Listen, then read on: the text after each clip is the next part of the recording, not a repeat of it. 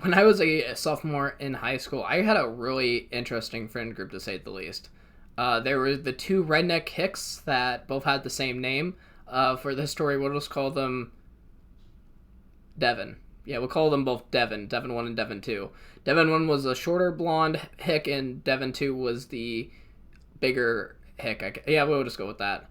There was a couple girls in the group and some other guys, and I was basically, the virgin of the group. I always get picked on for that, and, if you're a virgin, props to you, man. Like, keep that virginity. It's worth it in the end.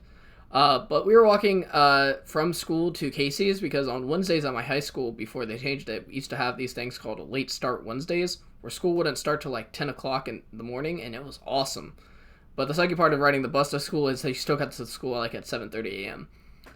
So we did our normal Wednesday routine. We gathered the group up, and we started heading down to the Casey's. And I can't remember which one of us got in this like conversation, but someone was like, "Yo, we should like start throwing water bottles at cars to see them explode." And it's kind of a stupid thing, but you got to remember, sophomores in high school, we entertain ourselves by doing some of the most stupid things possible.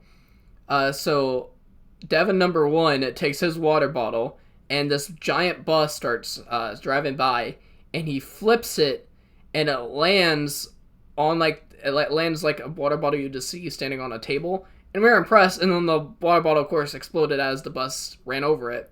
And it was cool. We all laughed and continued walking.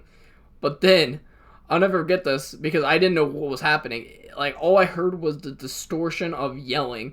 And I turn around, and when I say, like, this man was humongous, he was big.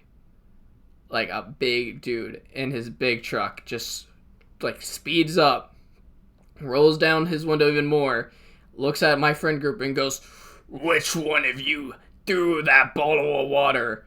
And I was like, I'm not dealing with this today. I had no part in this. So I just kind of take off walking, and so does the rest of the group. And then he drives up even further and closer. Like, he's not even in his lane anymore. He's on the lane closest to us on the sidewalk.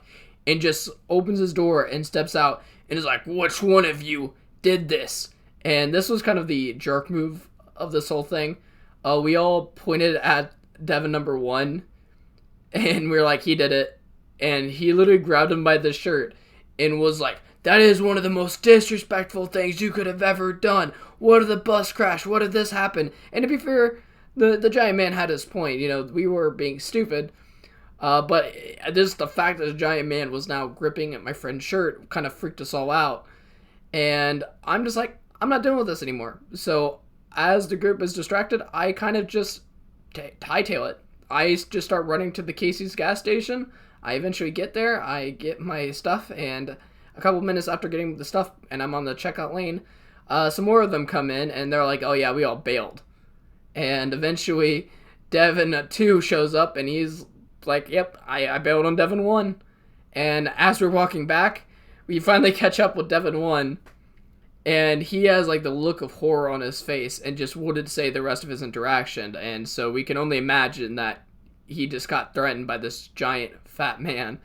And I guess the moral of the story is that you shouldn't be stupid in public. Things will happen like that, and there's a lot of crazy people in the world. And if you're being yelled at by a person that is huge, run while you can, because they're probably going to kill you. But that does it for this story time. I hope you guys enjoyed. Peace out.